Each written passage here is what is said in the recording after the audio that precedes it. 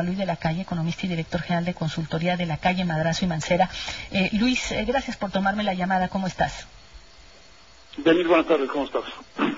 Era muy importante conocer esta lista de objetivos, digamos, de Estados Unidos. Voy a decir algunos y quería preguntarte cuáles te parecen problemáticos y si alguno de ellos te sorprende.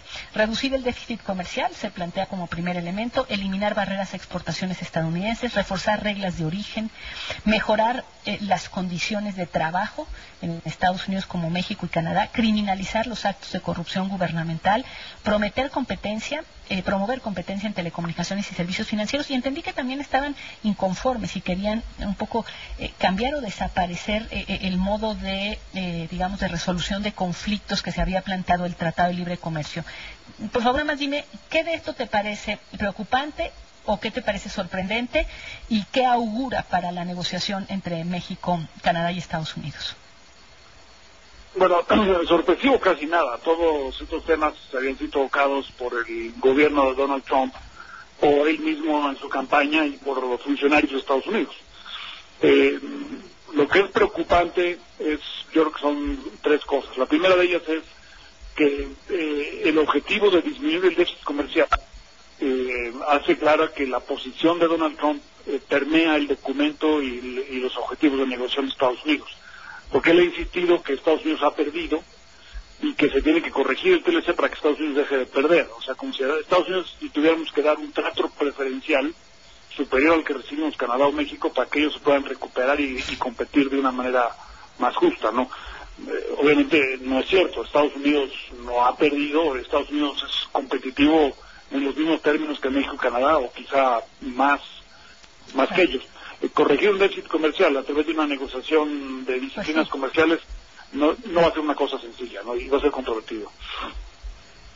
El segundo tema que creo que es preocupante es la que mencionabas tú, Denise, es el llamado a eliminar el capítulo 19 del Tratado de Libre Comercio de América del Norte, que es el que permite que los exportadores, cuando tengan una disputa en materia de fijación de cuotas compensatorias por dumping, puedan escoger si litigan en las cortes domésticas de un país o lo hacen en un arbitraje internacional.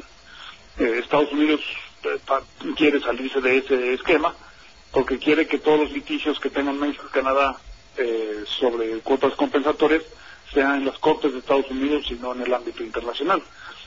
Esto sí es un retroceso porque para México y Canadá es importante. Es una concesión que Estados Unidos no le ha dado a ningún otro país del mundo, pero de la que también se benefician los exportadores de Estados Unidos, ¿no? Entonces sí es importante porque además existe la amenaza que ha hecho Donald Trump muchas veces de que va a tratar de imponer cuotas compensatorias. Y entonces para defendernos de ellas, litigarlas, es mejor tener la opción de poderlas litigar internacionalmente. O sea, esto es como si él dijera, yo tengo problemas contigo, pero si tenemos un asunto que resolver, solamente aquí con mis tribunales míos adentro. Yo no estoy dispuesto a ir a ningún otro lugar a tratar de resolverlo, es decir, desde luego al hacerlo de manera internacional es también sustraerte. No estoy diciendo que haya preferencias, pero las puede haber. O sea, en estos casos generalmente se busca, digamos, una neutralidad de quien tome esas decisiones. Él, me imagino, en este tema de Estados Unidos atacado por el mundo, que siente que las resoluciones de estos tribunales le han sido adversas. Sí, correcto. Ahora, hay que aclarar una cosa muy importante. Esto se refiere solamente a un subconjunto de las disputas. O sea, solamente las disputas en materia de dumping, y el resto de las disputas, solo esas, y solo en las que intervienen las empresas directamente, no los gobiernos. Los gobiernos van a poder seguir llevando a un panel internacional a los tres países. Pero sí, este tema, efectivamente, tú tienes razón. O sea, sí es muy importante porque lo que ha resultado en los últimos 25 años la aplicación del capítulo 19 es que entre Canadá, México y Estados Unidos ya hay muy pocos casos dumping. Y hay muy pocos casos dumping en parte porque saben que va a haber un escrutinio muy importante sobre ellos y sobre la autoridad. Entonces, lo que tendríamos que aspirar a hacer, creo, México y Canadá, es decir, Estados Unidos, ¿sabes qué? Vamos a solucionar el problema de otra manera. En lugar de eliminar el capítulo 19, eliminemos entre nosotros los casos de dumping para que no tengamos que ir a los tribunales. En Europa, por ejemplo, entre Francia y Alemania no hay casos dumping. Entonces, obviamente, no hay disputas. Y si no hay disputas, no Por ejemplo, ¿cuál sería el pregunta último caso México-Estados Unidos sobre caso dumping? Digamos, todos no sabemos algunos de los enfrentamientos México-Estados Unidos. Estoy pensando en el de por ejemplo, el atún, estoy pensando en los transportistas, pero en ninguno de ellos encuentro el elemento dumping. Eso no son dumping. No, el último caso de dumping que se ha reportado mucho es el azúcar. El azúcar. En azúcar, la negociación que se tuvo hace unas semanas era un caso de dumping. Y si no nos hubiéramos puesto de acuerdo sobre ese caso, México hubiera tenido dos opciones. Una es litigarlo en las Cortes de Estados Unidos o litigarlo en un arbitraje internacional. Obviamente es distinto cuando tienes la opción. Claro. Bueno, pues este sí va a ser un tema, y para Canadá es un tema súper importante porque ellos acordaron el TLC original con base a esta concesión de Estados Unidos. Para ellos el tema más importante es la exportación de madera, y la madera ha sido sujeta a muchos casos de dumping por parte de Estados Unidos. Y la leche también, ¿verdad? Ellos tienen el tema de la madera y de la leche. Bueno, la leche está en otro lado de los objetivos de ayer. En la parte de acceso al mercado, Estados Unidos dice: queremos eliminar las aranceles que todavía persisten, y los aranceles que persisten en América del Norte nomás son 3, que son para la leche, los productos lácteos, el huevo y el pollo por parte de Canadá.